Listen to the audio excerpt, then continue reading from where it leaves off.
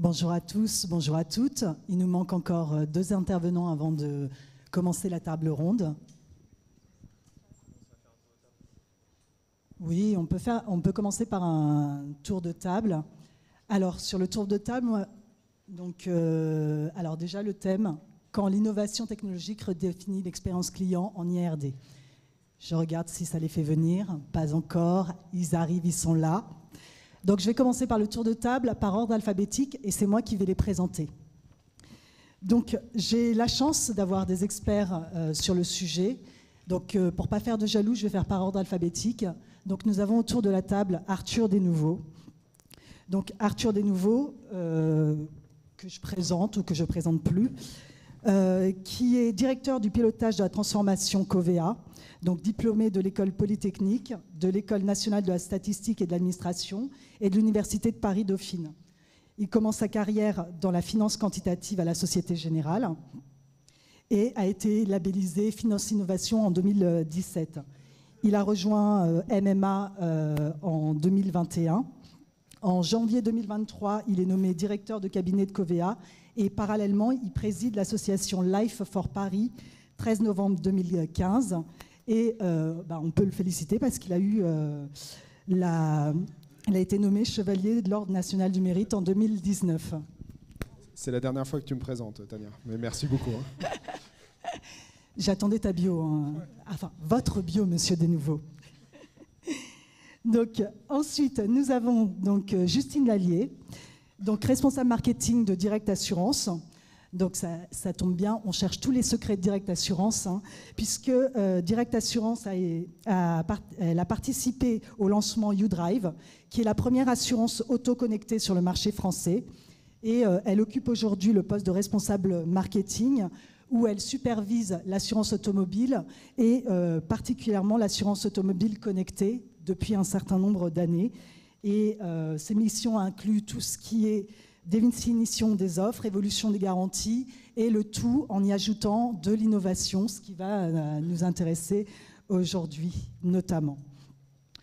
Autour de la table, parce qu'on a l'ensemble des secteurs qui sont représentés, donc courtage grossiste, nous avons aussi Karim Talbi, qui est directeur général d'April Partenaires, qui commence sa carrière, je dois donner l'année, donc depuis 2003, donc responsable d'études produits. Il a été aussi il a occupé des postes successivement de direction technique et d'innovation. En 2024, il devient directeur général d'April Partenaires et il se concentre sur les activités stratégiques d'April Partenaires dans l'assurance dommages.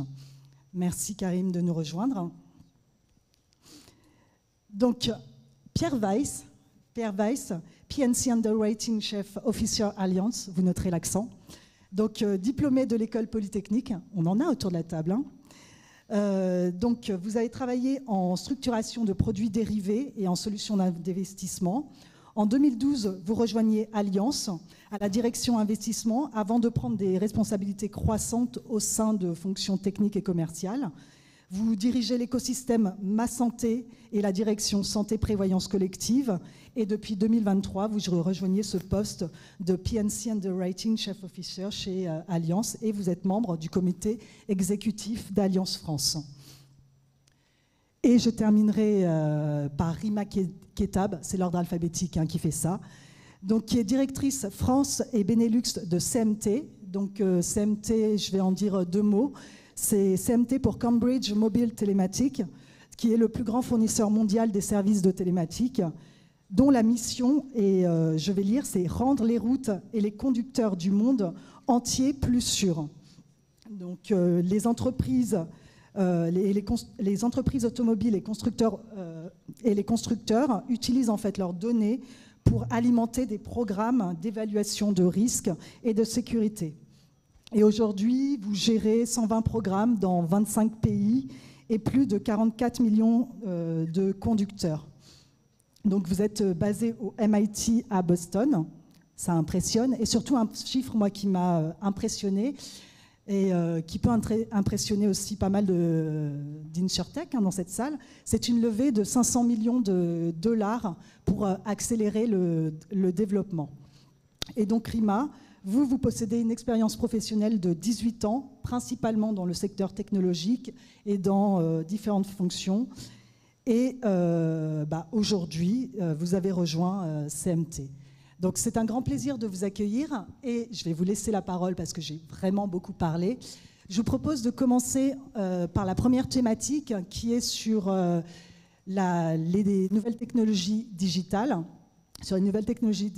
et la création de valeur autour du client. Et je m'adresse à vous, Karim Talbi, pour que vous nous expliquiez. April Partenaire aujourd'hui est très présent sur la partie digitalisation. Et l'idée aujourd'hui, c'est de pouvoir partager avec l'ensemble des personnes présentes une illustration de ce que vous faites pour vos courtiers partenaires et comment vous réussissez à créer de la valeur sur ces thématiques-là. Alors, bonjour tout le monde. Alors, l'innovation déjà pour le groupe April, c'est j'allais dire, ça a toujours été un des moteurs parce que quand même, je le rappelle, Bruno Rousset, à l'origine du groupe, il y a près de 35 ans, a créé son propre métier, voilà, le courtage grossiste. Donc c'est vrai qu'au sein du groupe, on a toujours baigné dans l'innovation. Et la seconde boussole de notre structure, c'était la relation client. Voilà. Bruno Rousset avait toujours mis à cœur en disant les deux jambes du groupe, l'innovation et l'expérience client. On se retrouve 35 ans après. Les ambitions sont restées les mêmes et on les a fait fusionner. On s'est dit c'est simple, l'innovation technologique doit s'allier à l'humain, à la relation humaine, pour pouvoir donner les résultats les plus forts et j'allais dire les plus impactants.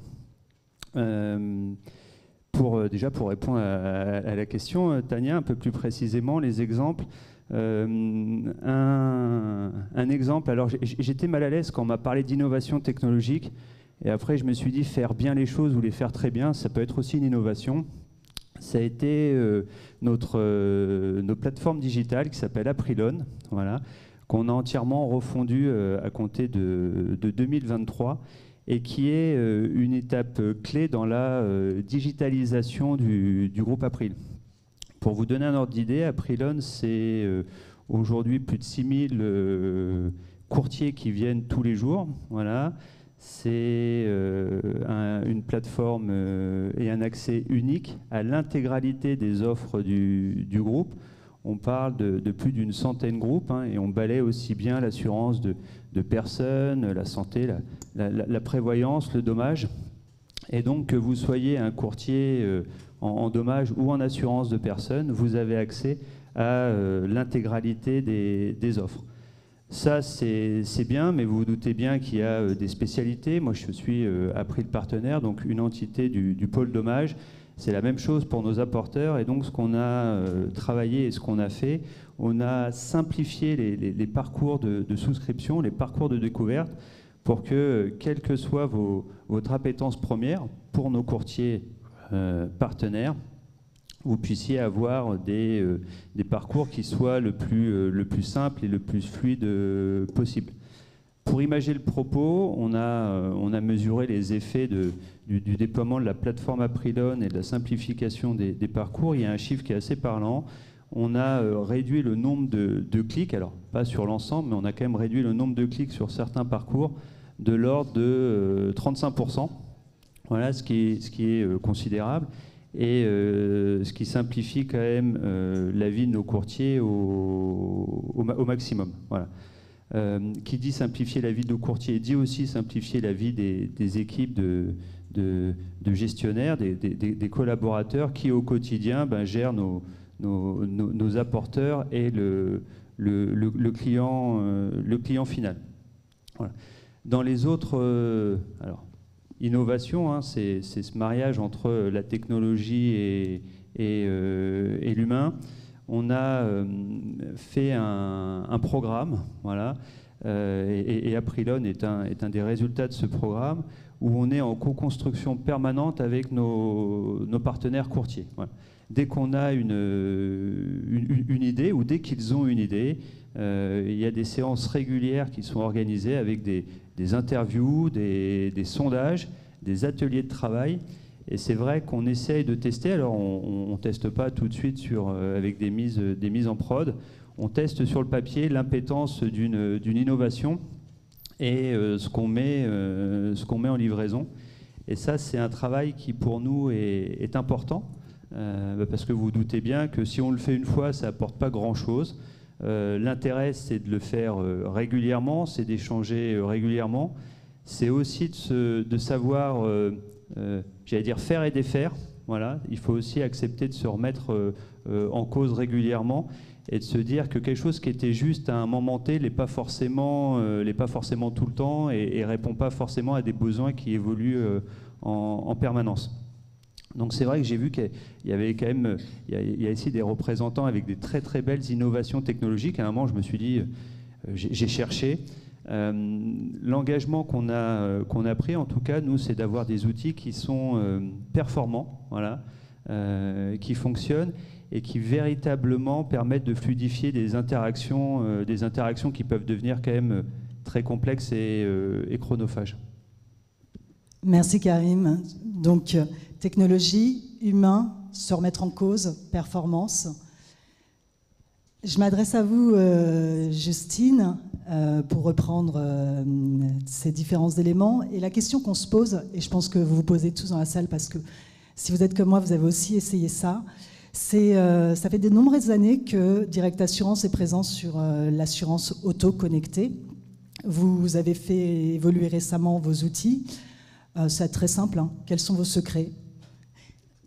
Ça va être dur d'y répondre rapidement. Mais déjà rapidement peut-être, donc notre assurance connectée U-Drive en 2 mots, donc en effet on va bientôt fêter nos 10 ans et on a en effet fait évoluer nos produits pas plus tard que la semaine dernière, donc on est en plein lancement aussi de notre côté.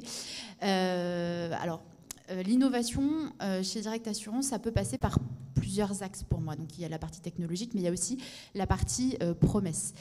Quand on a lancé U-Drive, donc c'est un produit qui permet, en fait, grâce à un boîtier qui est déposé dans le véhicule de l'assuré, déjà d'avoir des informations sur sa conduite pour pouvoir mieux la piloter, mais à la clé, avec une promesse assez forte, c'est celle de pouvoir récupérer jusqu'à 50% de sa prime chaque mois. Ça veut dire que s'il y a un mois où on ne conduit pas très bien ou trop, le mois d'après, ça repart à zéro. Donc ça, déjà, pour moi, c'est un axe assez important en termes d'innovation, c'est d'être innovant sur la promesse. Ça l'était il y a 10 ans.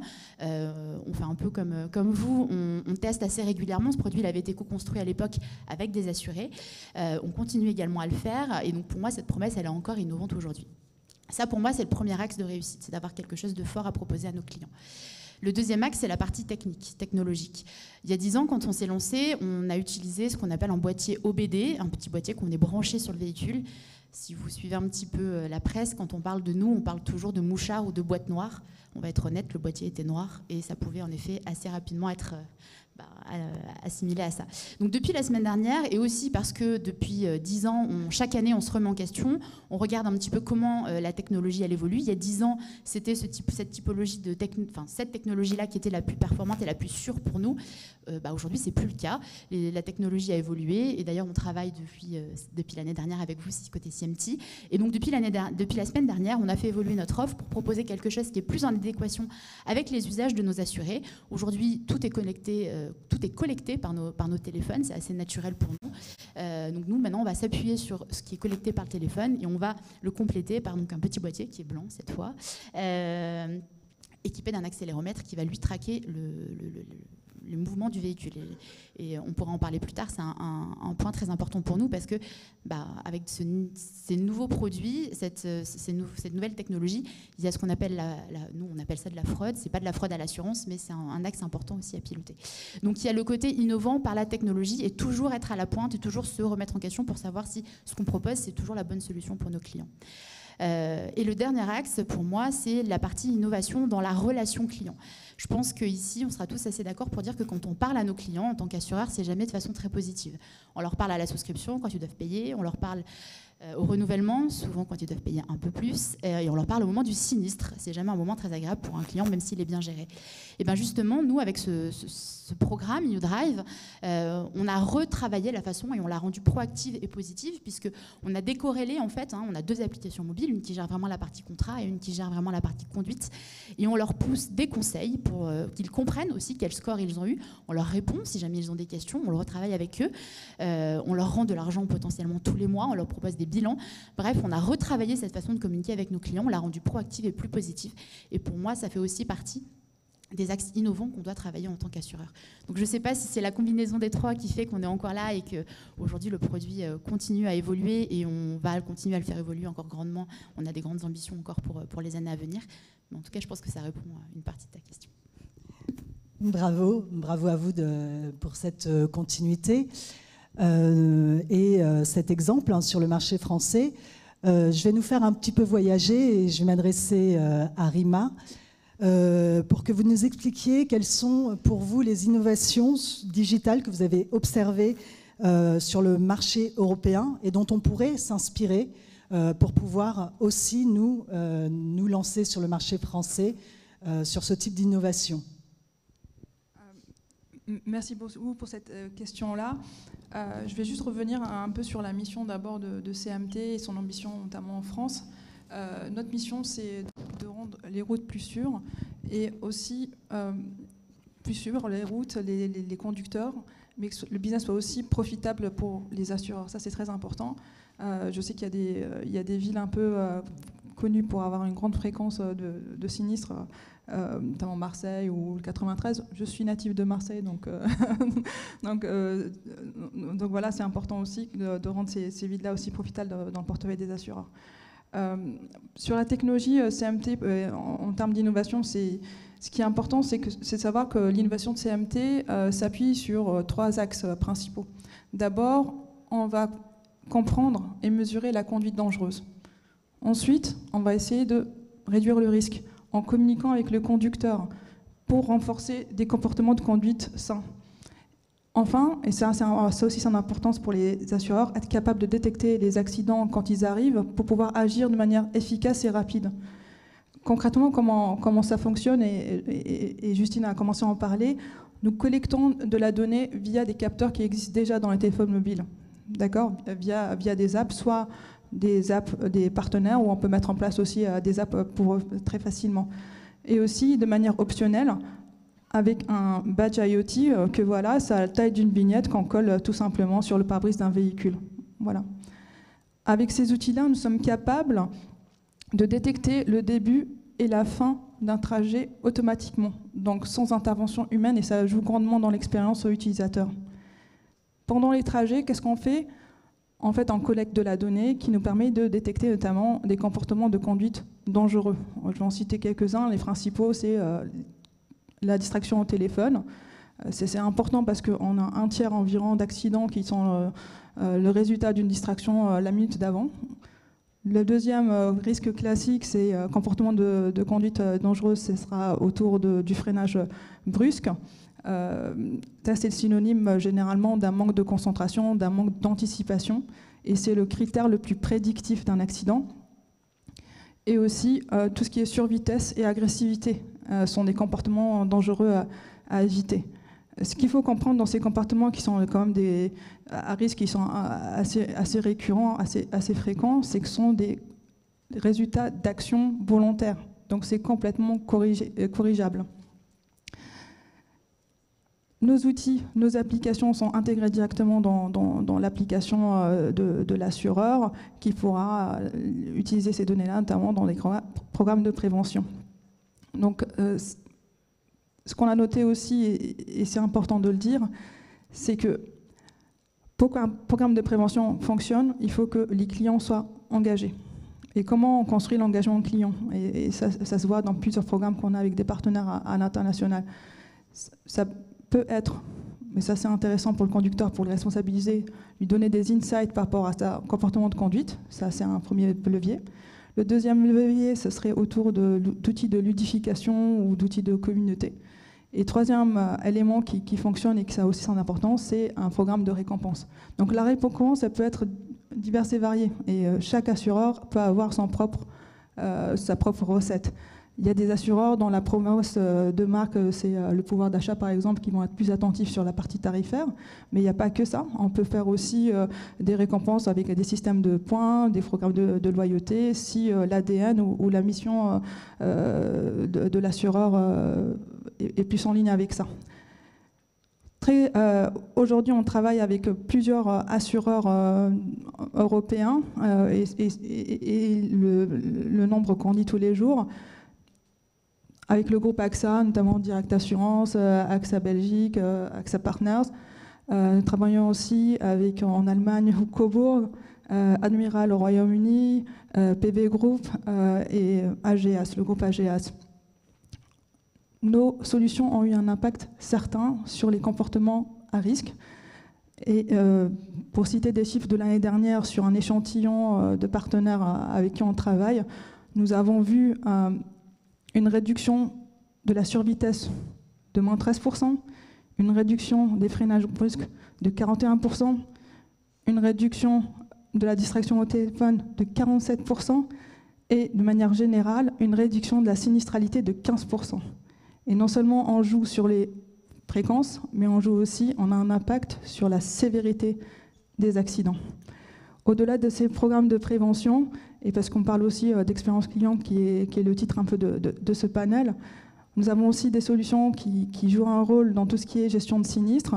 Donc, en donnant l'information en temps réel à l'assureur lorsqu'un accident arrive, l'assureur fait partie prenante de la gestion de l'assistance, parce qu'aujourd'hui c'est un peu délégué à des partenaires ou constructeurs automobiles, mais l'assureur elle est finalement informé après coup. Donc c'est en termes d'expérience client et de relations assureur-assuré, il y a des points d'amélioration. Et aussi impact important sur les délais pour la gestion de sinistres, et je pourrai en revenir plus tard. C'est une bonne transition puisque effectivement il y a sur ces nouvelles technologies tout l'impact qu'on peut avoir sur les contrôles de gestion, que ce soit le contrôle de gestion contrat, risque et sinistre. Et je vais vous passer la parole, Pierre, pour que vous puissiez nous donner en fait quelques indicateurs, quelques tips de ce que vous utilisez aujourd'hui en termes de contrôle de gestion de sinistres. Notamment, vous utilisez l'intelligence artificielle, vous avez la solution Grêle, qui va bientôt nous arriver. Oui, je pense que l'innovation technologique, il faut la regarder selon 3 objectifs. Le premier, c'est d'améliorer l'expérience client. Le deuxième, c'est d'améliorer l'efficacité opérationnelle. Et le troisième, idéalement, c'est aussi de limiter la charge technique, d'essayer améliorer la tarification ou diminuer la charge d'un sinistre donné. Et on essaie de travailler autour de ces 3 axes. Sur le premier, sur l'expérience client, on a des solutions de prédéclaration digitale chez Allianz qui permettent aux clients de déclarer, soit directement sur son app, soit sur Internet. Et ce qu'on essaye de déployer en ce moment et qui va bientôt arriver, c'est de pouvoir aussi déclarer directement via un bot avec un lien vers une application sur son téléphone mobile qui permet justement au moment du sinistre, à la fois déclarer, préciser sa déclaration et l'enrichir avec des photos si on est en état de les prendre et si les conditions le permettent. Et ça, c'est des investissements très importants qui sont faits au niveau du groupe dans son ensemble. C'est l'intérêt d'avoir un groupe mondial. On a une filiale de gestion de sinistre qui s'appelle Sold, qui justement développe des solutions technologiques pour améliorer l'expérience pour les clients. Sur la partie efficacité opérationnelle, là on va plus être sur l'automatisation de processus, sur l'automatisation d'échanges, sur le fait, donc on disait, en cas d'événement de grande ampleur par exemple, de limiter la charge de gestion de sinistre pour les sinistres grêles. Et donc on a déployé encore récemment une solution qui s'appelle Colibri, qui consiste en fait à avoir un portail que vous amenez directement sur la zone sinistrée, qui va prendre des photos très précises avec des lidars des voitures, et qui va permettre à des gestionnaires et des experts à distance d'estimer directement et de proposer quasiment en sortie de ce passage l'indemnisation. Donc vous allez à la fois gagner en efficacité de traitement pour vous et gagner en rapidité de traitement pour le client. Et enfin, sur la maîtrise technique, on peut citer les applications qu'on fournit, en particulier en assistance, qui permettent au moment du sinistre, de voir directement les différentes solutions possibles et d'indiquer au client et à l'assuré que une solution d'indemnisation va être à la fois plus favorable pour lui et plus favorable pour nous. Par exemple, ne va pas proposer systématiquement la voiture de remplacement si il a juste un enjeu de déplacement à une destination donnée et qu'il n'a plus besoin de sa voiture après, le train ou une solution de taxi peut suffire. Et là, la technologie permet de répondre immédiatement aux besoins du client et donc de diminuer aussi la charge sinistre pour lui. Donc vraiment, le but, en général, c'est 3 aspects se nourrissent et le but, c'est de les traiter tous ensemble, mais on essaie quand même de pousser sur chacun de ces aspects des solutions en les déployant et en les construisant au niveau mondial pour le groupe. Merci Pierre. Effectivement, je vois qu'Arthur prend le micro et vous avez développé dans le groupe Covea aussi des innovations technologiques qui permettent d'utiliser l'intelligence artificielle pour optimiser tout ce qui est gestion de sinistres, notamment la détection des fraudes. Pouvez-vous nous en parler un peu plus en détail ? Oui, bien sûr. Bonjour à tous. Je ne vais pas être très innovant par rapport à ce qu'a dit Pierre. Il y a évidemment dans la gestion de sinistres cet enjeu un peu contradictoire qui est il faut servir le client au mieux et ça fait quand même partie des moments où on lui parle et où c'est le plus dur d'avoir de la rétention, donc c'est très important. Mais il faut pour autant que ça nous coûte le moins cher possible. Et donc on a essayé de travailler un peu sur toute la chaîne de valeur. De la même manière, il y a cette question de l'entrée en relation. Comment est-ce qu'on fait pour qu'elle soit efficace ? Comment est-ce qu'on fait pour qu'elle soit efficace dans toutes les conditions, notamment quand on a ces orages de grêle. Ça a un double impact. Le client est content quand il arrive à faire sa prédéclaration. Donc on a des voice bots qui s'améliorent de plus en plus avec les nouvelles technologies. On a des parcours digitaux. L'autre avantage de faire ça, c'est que ça permet d'écréter les pics. Et que donc, quand on dimensionne nos équipes et quand on dimensionne la sous-traitance, réussir à faire ça, ça va venir diminuer nos coûts, ce qui est bénéfique pour tout le monde dans la chaîne, à part peut-être pour les sous-traitants et les plateaux téléphoniques sous-traités. Ensuite, il y a la question de, une fois qu'on est mis en contact avec le conseiller, comment est-ce qu'on fait pour que ça se passe mieux ? Là, il y a plusieurs choses. Il y a des solutions purement technologiques et on a cette idée qu'à partir de photos d'une automobile accidentée, on est capable d'avoir une estimation des coûts de réparation. Cette estimation, elle va juste nous servir s'il y a un grand décalage entre ce que nous sort notre calcul interne et le devis qu'on reçoit pour aller le challenger. Ça, c'est une première manière de voir les choses. L'autre manière, c'est de se dire que le temps de collaborateur à ce moment-là est très important et donc l'idée, c'est de mettre la meilleure information sous les yeux du collaborateur le plus rapidement possible pour qu'il serve au mieux le client. Il y a vraiment quelque chose du côté, il faut garder de l'humain, mais il faut l'aider à faire mieux. Ça, on a déployé quelque chose, notamment en protection juridique, qui est très bien. On est le numéro 1 de la protection juridique chez Covea. Et donc, on a vraiment une base de litige où on est capable d'avoir des idées de est-ce que ça a une chance de se résoudre à l'amiable et ainsi de suite. Et maintenant, avec les technologies de LLM, ça nous permet de vraiment aider le collaborateur. C'est un peu du knowledge management 2.0 et ça fonctionne très très bien. Donc ça, c'est la chaîne assez classique. Et il y a encore 2 choses qu'on a faites. La première, c'est sur la détection de fraude. La détection de fraude, c'est forcément extrêmement important. C'est quelque chose qui est très facile à faire avec de la donnée. Enfin, quand je dis très facile, en tout cas, la donnée facilite les choses. Et donc, pareil, quand on est le numéro 1 de l'assurance dommage en France, eh ben, on a des bases de données qui nous permettent d'aller faire des choses intéressantes. Et la dernière chose qu'on a faite aussi, parce qu'il ne faut pas l'oublier, c'est de mesurer la satisfaction client à la sortie. Et ça, pareil, ces technologies de LLM sont capables d'aller vraiment prendre des verbatims extrêmement nombreux et de nous en tirer des synthèses beaucoup plus précises que ce qu'on pouvait faire encore il y a 5 ou 6 ans. Et donc en faisant tout ça, eh ben, en fait, on a des apports technologiques dans toute la chaîne de valeur d'indemnisation qui normalement nous permettent de vérifier que le client est au moins aussi satisfait, même si le but c'est qu'il le soit plus, et qu'on arrive à diminuer la charge sinistre. C'est vraiment cette vision-là qui nous aide. Et avec une vision très agnostique, il y a une partie des solutions que je vous ai décrites qui sont développées 100% en interne, il y en a qu'on achète toutes faites 100% en externe, et il y en a une partie qui sont un mélange des deux, où on va chercher une brique et puis on rajoute notre sauce à nous. C'est aussi ça qui est intéressant, c'est qu'on est à un moment où la technologie arrive à bien s'imbriquer entre les réalisations des uns et des autres, et c'est beaucoup vers ça qu'on va aller dans l'avenir. Merci Arthur. Je reviens sur la partie satisfaction client et je vais m'adresser à vous, Karim.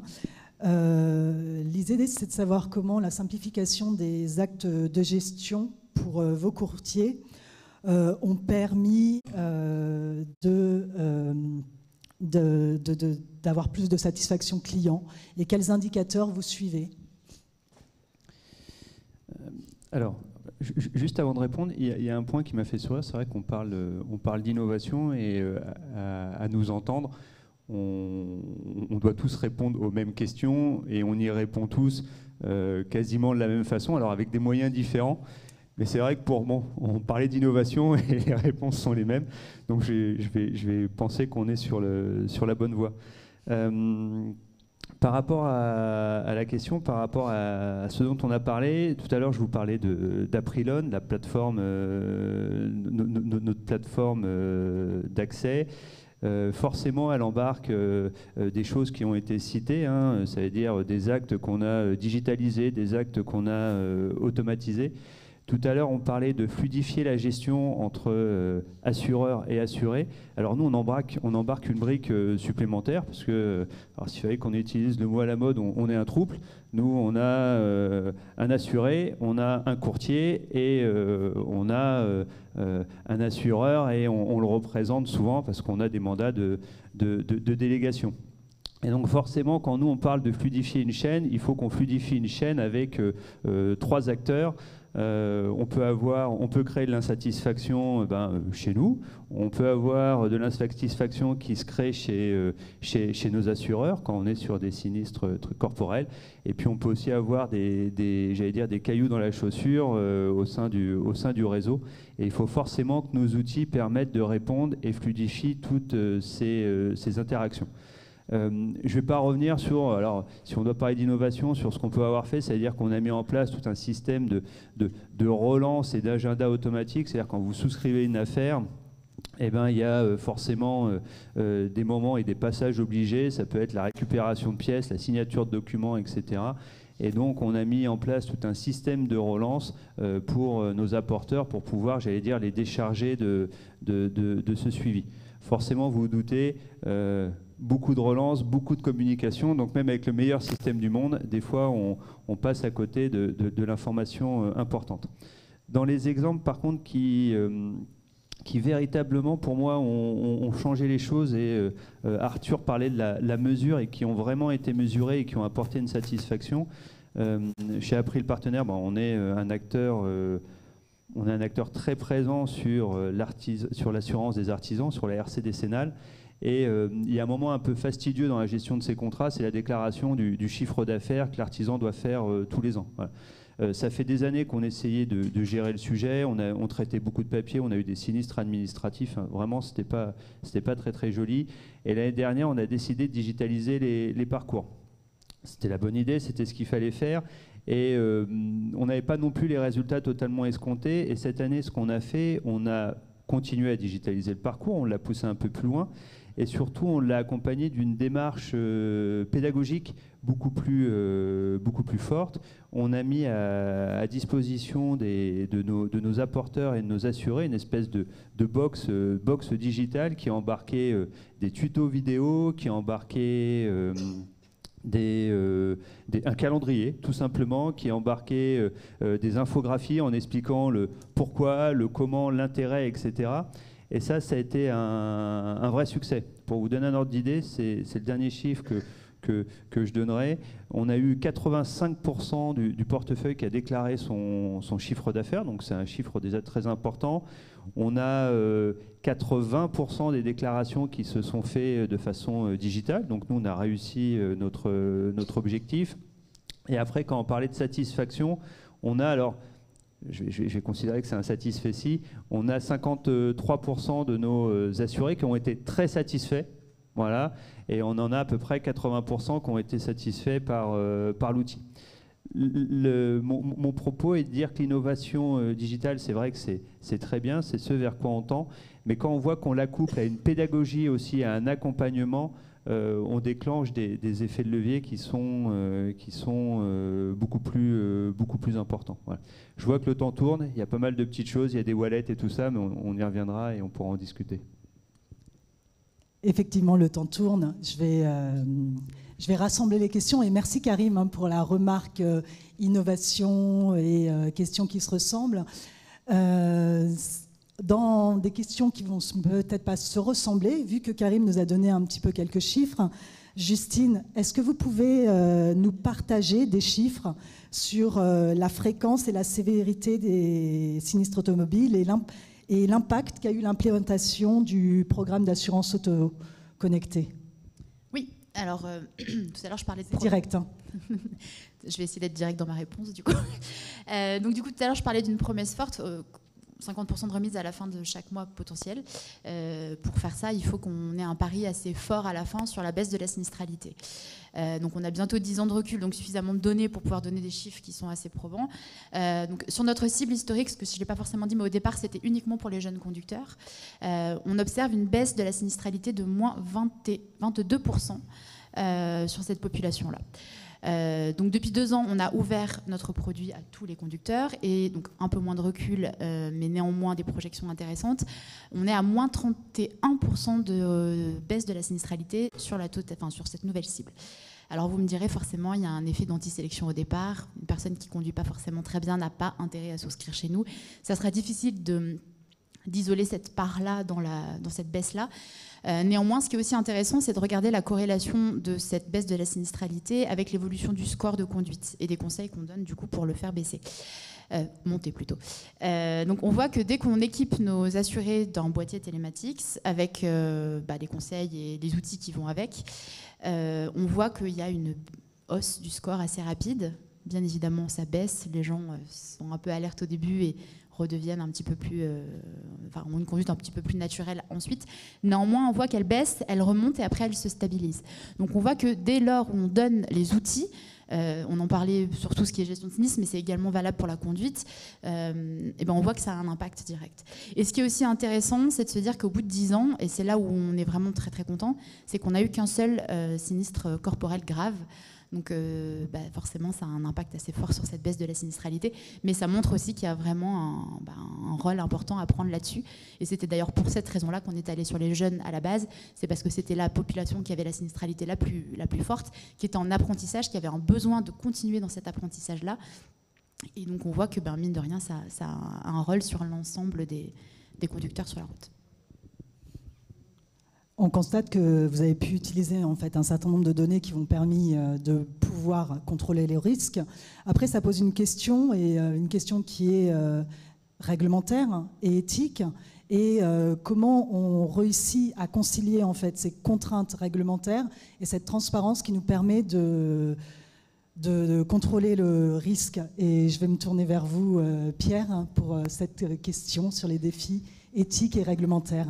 Alors, vaste sujet, et surtout qu'il ne reste plus beaucoup de temps, mais non, on peut dire qu'on a tout ce qu'il faut en termes de réglementation, donc ça c'est bien. Entre le RGPD et l'AI Act qui arrive, on a quand même cette obligation avec certains principes qui sont quand même assez logiques, donc d'informer le client de l'utilisation qui est faite de ces données, de l'informer quand il a fait l'objet d'un traitement automatique et de s'assurer que ces données personnelles sont utilisées uniquement pour les actes prévus. Donc ça évidemment on applique cette réglementation. On va un peu plus loin, même si la réglementation va déjà dans ce sens-là, mais on se dit que systématiquement, et Arthur l'a bien dit, il faut qu'il y ait un humain qui reprenne par-dessus dès qu'il y a une décision qui a été prise pour l'analyser, pour l'expliquer au client. Donc ça fait partie quand même des principes de base.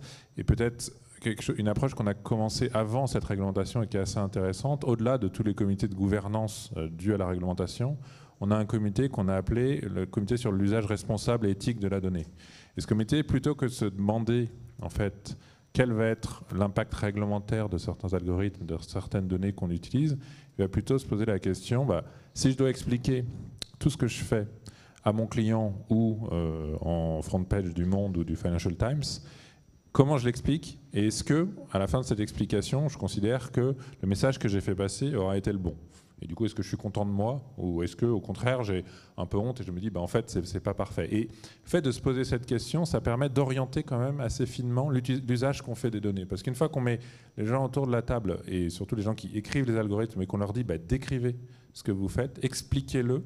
Souvent, en l'expliquant, ça permet d'orienter la manière dont ça va être fait et de mettre les garde-fous qui vont faire que l'usage de la donnée va bien être au bénéfice du client. Alors, il est aussi au bénéfice technique et au bénéfice de l'efficacité opérationnelle. On essaye de tout rejoindre, mais s'assurer qu'en tout cas, c'est compréhensible pour le client et que du coup, quelque part, ça va être bien fait. C'est quelque chose qu'on essaye de généraliser et on considère que c'est plutôt une bonne pratique de ne pas l'approcher que d'un point de vue réglementaire.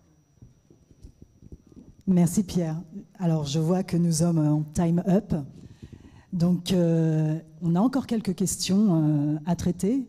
Mais en tout cas, je vous remercie à tous pour vos interventions et surtout d'avoir été concrets et nous avoir donné en fait quelques chiffres.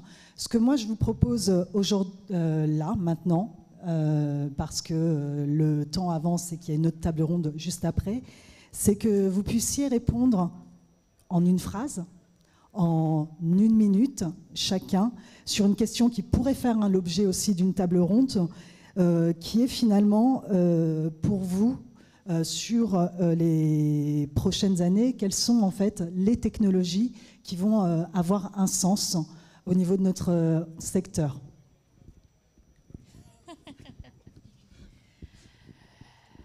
Moi, je pense qu'on a collecté beaucoup de données. Alors, je prends un peu ma casquette, je reste un peu dans ce rôle d'assurance connectée, mais je pense qu'on a collecté beaucoup de données qui nous ont permis d'accompagner les clients, qui nous ont permis de collecter ces données. Demain, je pense que la suite, ça va être de savoir qu'est-ce qu'on va en faire de ces données-là pour les sortir de leur contexte initial et savoir quels enseignements plus larges on va pouvoir en tirer sur les clients qui ne sont pas forcément aujourd'hui prêts à nous donner ces données-là. C'est-à-dire qu'on a des nouvelles données, on a des données vraiment instantanées. Comment ça va pouvoir nous aider à mieux tarifier, à mieux prévoir le risque aussi, et des nouveaux risques. Donc moi, je pense que la step d'après, sur ce qui nous concerne plus directement, ça va être d'aller un peu plus loin que l'analyse à chaud de ces données-là et de voir derrière comment on peut les utiliser différemment.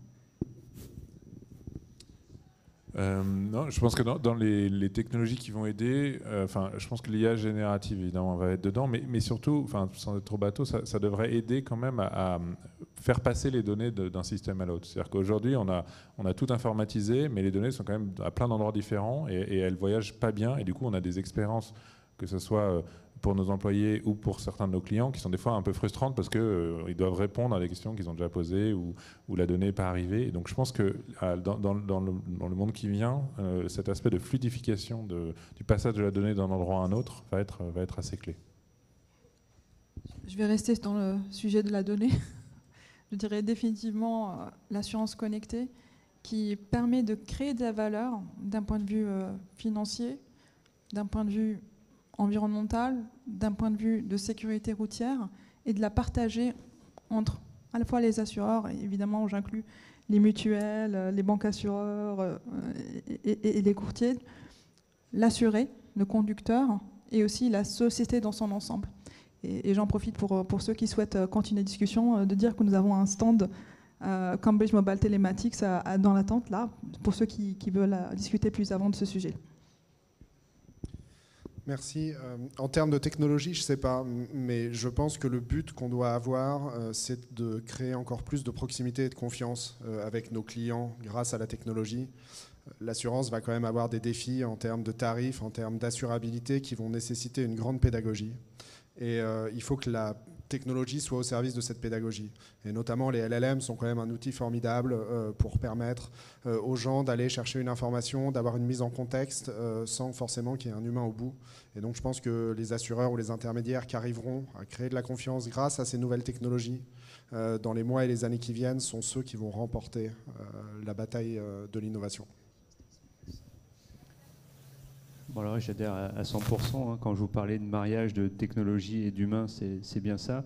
Et tout à l'heure aussi, Pierre disait quelque chose, c'est bien l'usage éthique de la donnée, parce que c'est vrai qu'on arrivera à trop segmenter, on va finir par identifier des populations qui seront moins assurables. Et qu'est-ce qu'on fait pour ces personnes-là?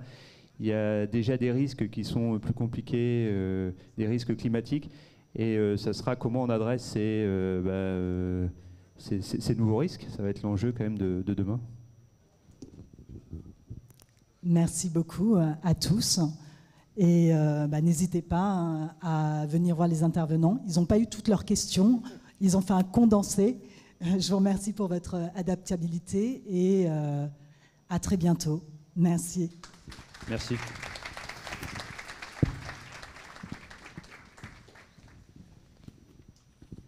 Merci beaucoup à tous les intervenants. Sans plus tarder, on passe à la prochaine table ronde d'un SVI Langage Naturel à un partenariat d'innovation globale.